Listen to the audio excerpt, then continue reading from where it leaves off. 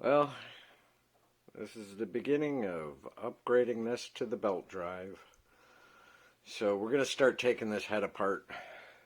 And what you're going to take off first is this stop here. So, because if you don't take this off, you're not going to be able to get the head off.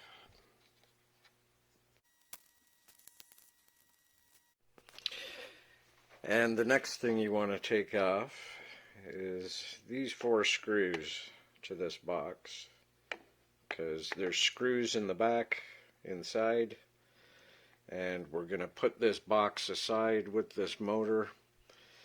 I'm just going to rest it back here.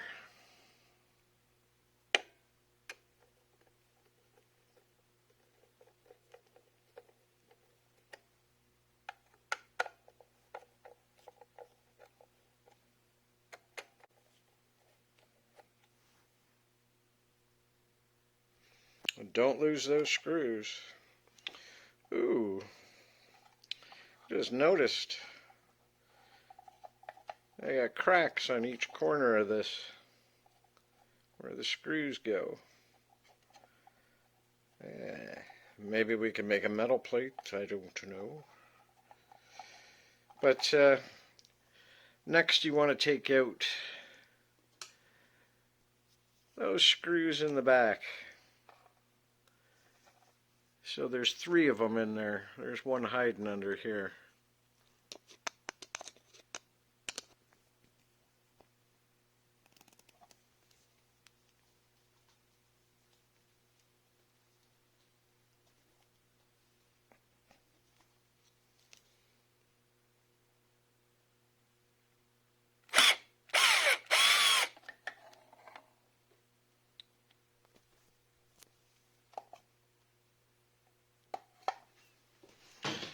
And next, you're going to want to take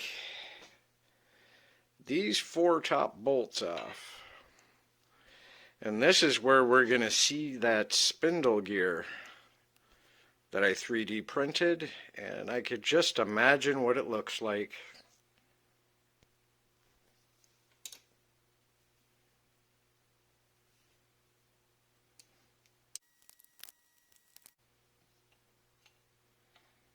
Not much room here.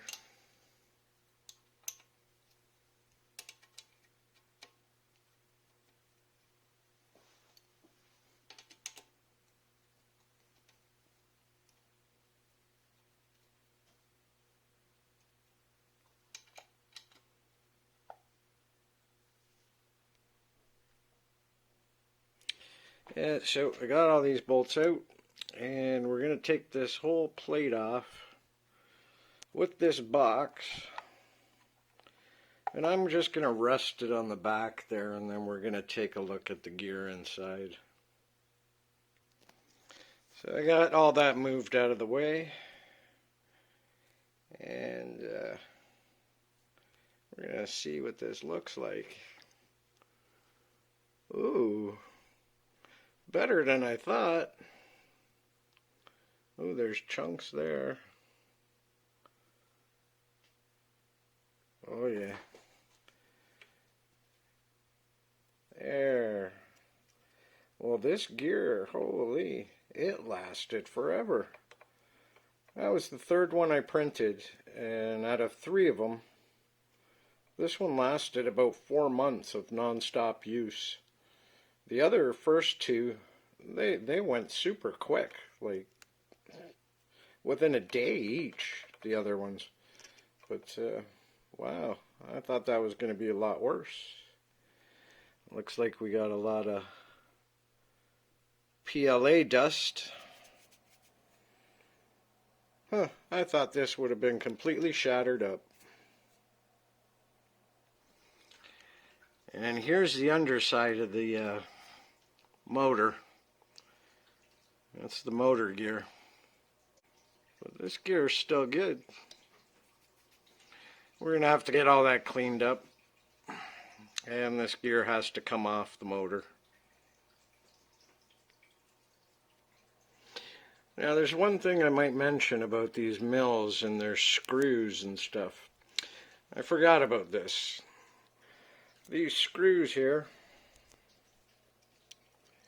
all of them, they strip pretty easy. So it's probably a good thing we're converting this, because this is actually loose now. And I had that torqued on. Look at that. Finger tight. So,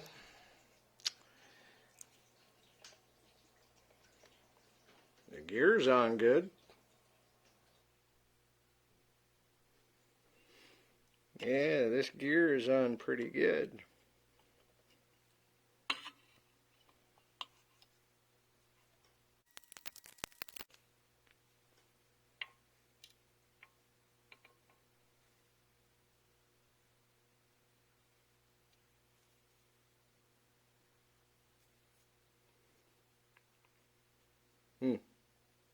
I thought it would have been a lot worse. Yeah, don't lose that little key here, which goes in that shaft. Put it aside somewhere. Now, the thing about these mills as well, I don't trust these, the way they did these bearings, because once you take that clip off of the bottom, which is right there, that bearing and shaft would just fall right out. So, I don't know whether to leave this shaft in or... But I'm taking those gears out because I don't want any more of that noise. Now with all that off, you want to make sure this head is locked up so it's not going to drop on you, because you have to take this thing off.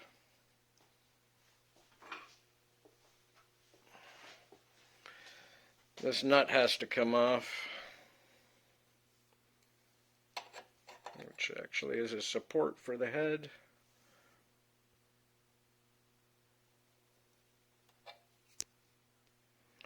So just make sure you got this supporting that head.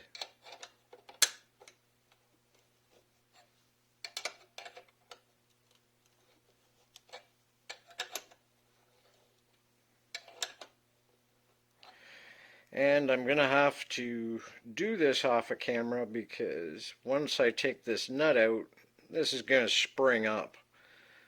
Because there's a spring through here, so I don't want this conking me or anything. Yeah, so just make sure this is locked underneath the head. This lock. Raise the head all as far as you can up. And as you can see, this is spring actuated, so once you take that bolt out, it's just going to fling back. So now with that off, this head is free to come off, and it's pretty heavy, so you're going to make sure you've got a good hold of it, because you don't want to drop this. It's cast, and you don't know how good this cast is. It'd probably just shatter on you if you dropped it. So you can just lift this head right off and put it on your table. Now, I almost forgot. You're going to want to loosen your gibs up. You got 4 bolts here, 4 nuts I should say, and an Allen key in the middle of each one. You just loosen those up and this whole head can come off the top. And there you have it. The head's off the mill. Just remember, your gib will fall out too.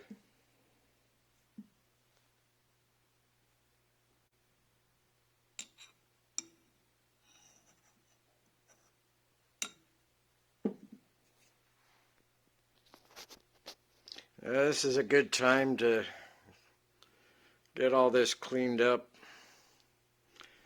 It's been a while, so that doesn't look too good.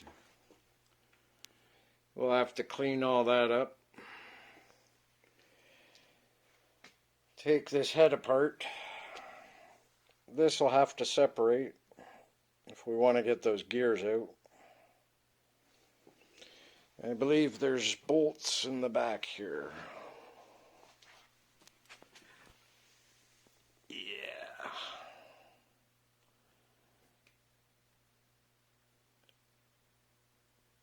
So these 4 bolts here, they have to come off. Get it all cleaned up. We'll be able to get at these gears, make sure everything's out of the head, all the broken pieces. It'll just separate in half here. The thing is about these mills is I'm a little worried about separating these all the time because you need this lined up properly. You could get a tilt. So once you get it back together and you start working on a piece that you want nice and accurate, if this isn't back the way it was, the way you had it set, you could run into problems with your cuts. So we'll see what we can do. It took me a little while to actually get that set up the last time I took this apart. So we got the head on the table here, and we're just going to take some stuff off. We're just going to take this front piece off, which was for a chip guard. I don't actually use it. That's going to come off. It's going to make it easier to stand this head up. And the fine feed rack here. We'll have to take these 2 screws off here. And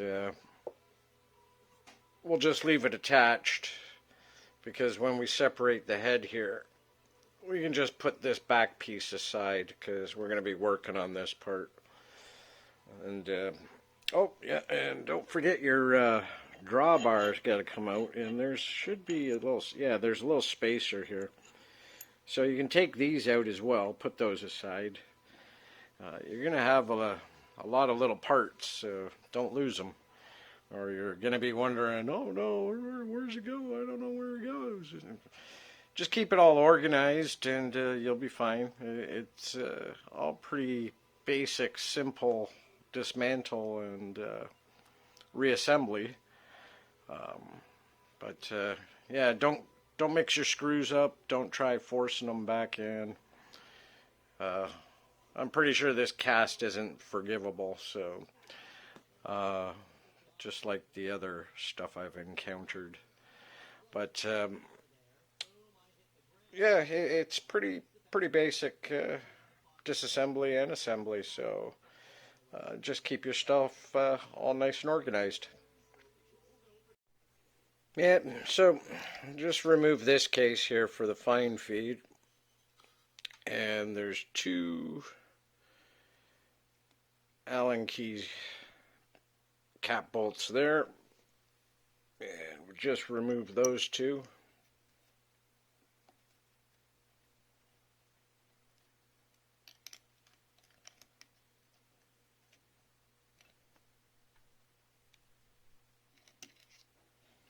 And this will just swing out of the way.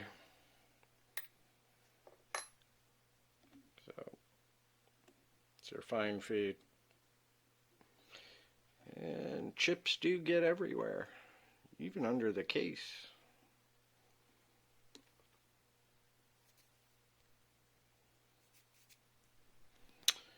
So we'll separate it here from the back. And these are those 4 bolts at the back of the head I was talking about. They have to come out as well.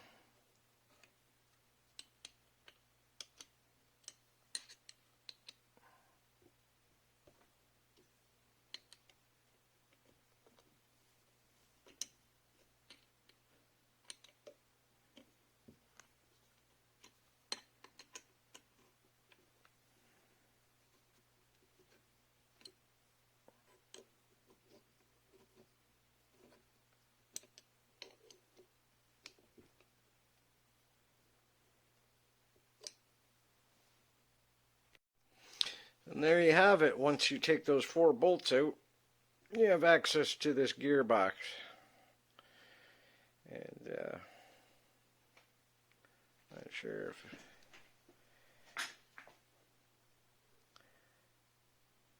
yeah, we're gonna get all that stuff out. Get it all cleaned up. No more clacking noise. No more grinding. So, oh, this cast must be a little bit better than what that vise was made out of, I would think.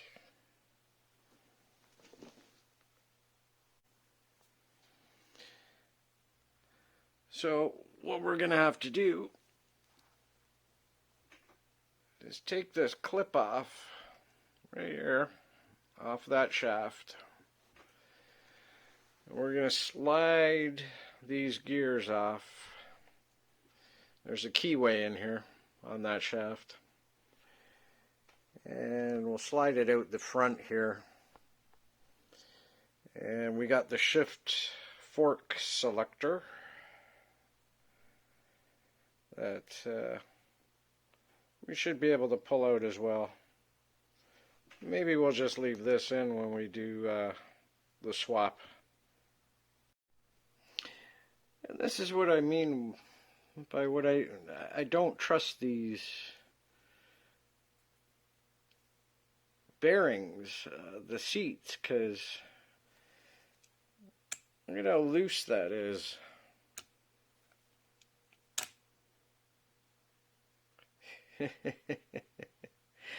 That's what I mean. I don't trust it. I haven't even took the clip out or nothing. So the only thing that holds that on is that measly screw. That's it. That's all. And that screw is stripped.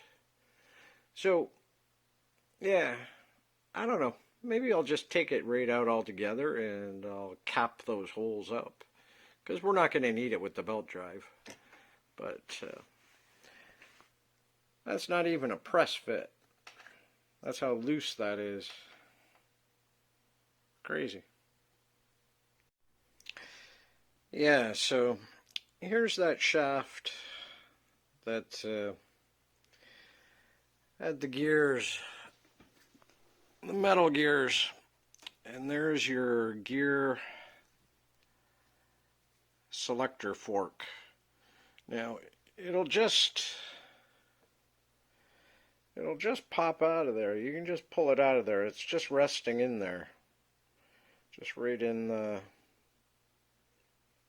that lever, and that's what selects your high and low gear.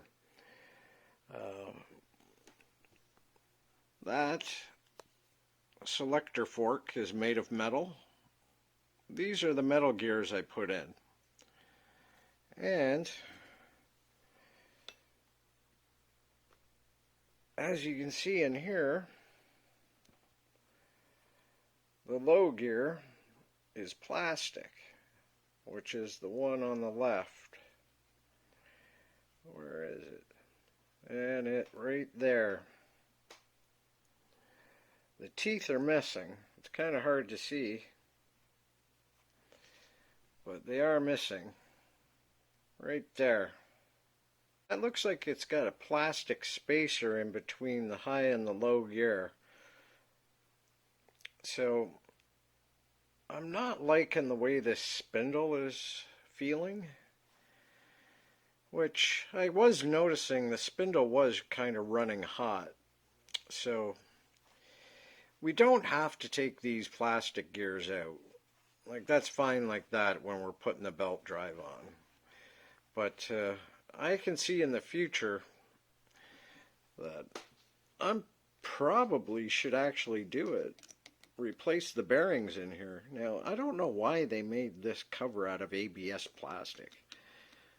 It's kind of strange. And this whole shaft, you can just pull through from the bottom. You don't even have to take that clip off. I forgot because when I took it out the first time, it was a little bit tighter, but now it's a little looser.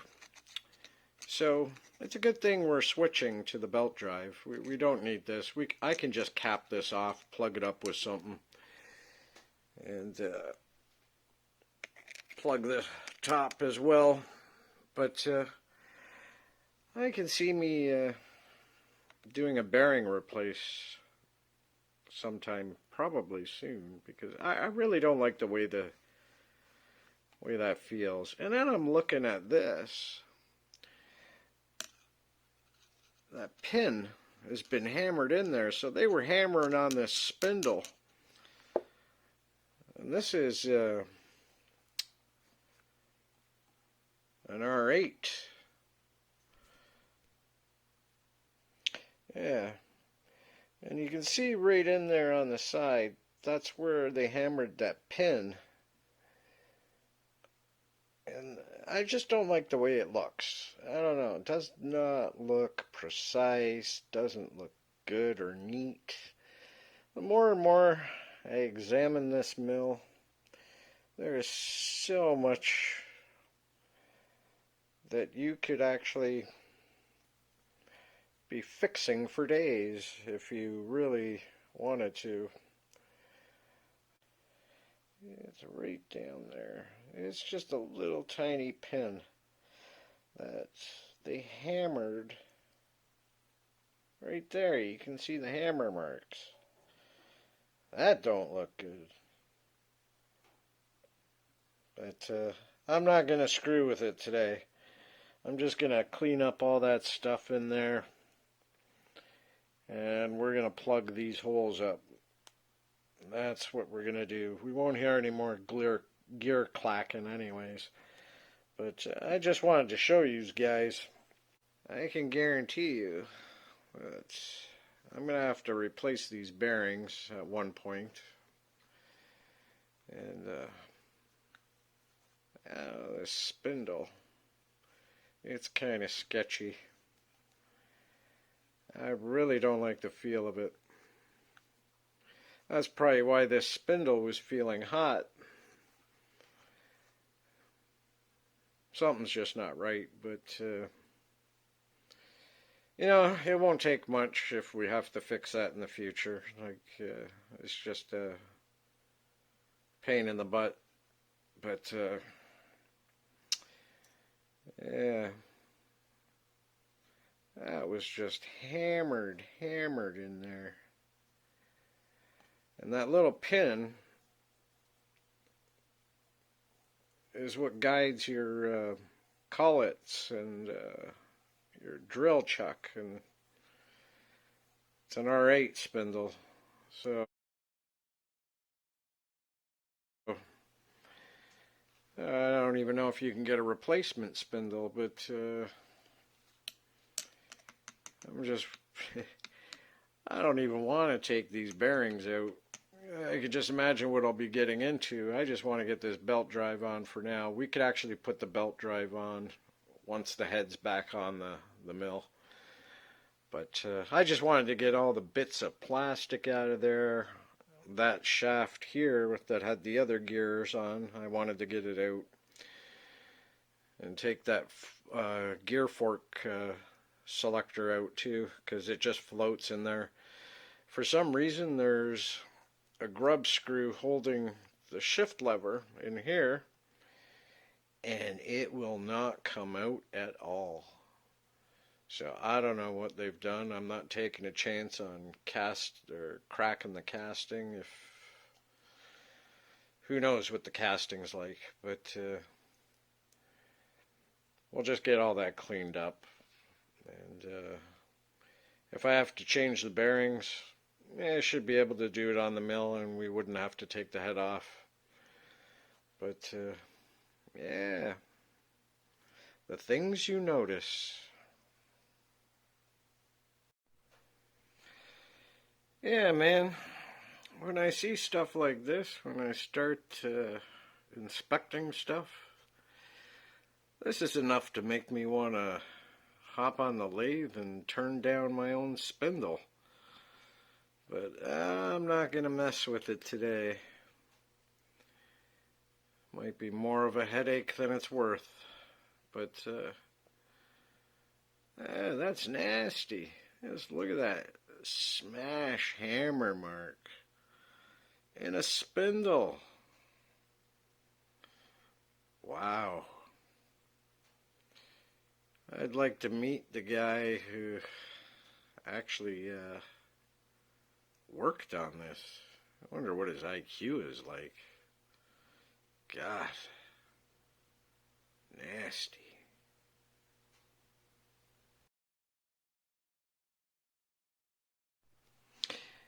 Yeah, and there's another reason why I wanted to make my own belt drive system. The one that we got there, right there, it's made of aluminum. So you know what aluminum's like. It's kind of chips easy, bends easy, you name it, dents. And looking at this is one of the reasons why I was thinking of making mine out of steel, because you can see the wear from the lock, the spindle lock, and I don't use very much pressure, so depending on what this steel is, I don't know, but yeah, I can see that aluminum on this here. I got it all cleaned up and deburred, so I just took some steel wool to it, got rid of all those marks, but you can see here it's pretty thin, so I'm not too sure how long that'll last, considering I don't use much force. This is aluminum, so, but something like this, it would be easy enough to make out of steel, or if we had to, but yeah, the joys of the mini mill.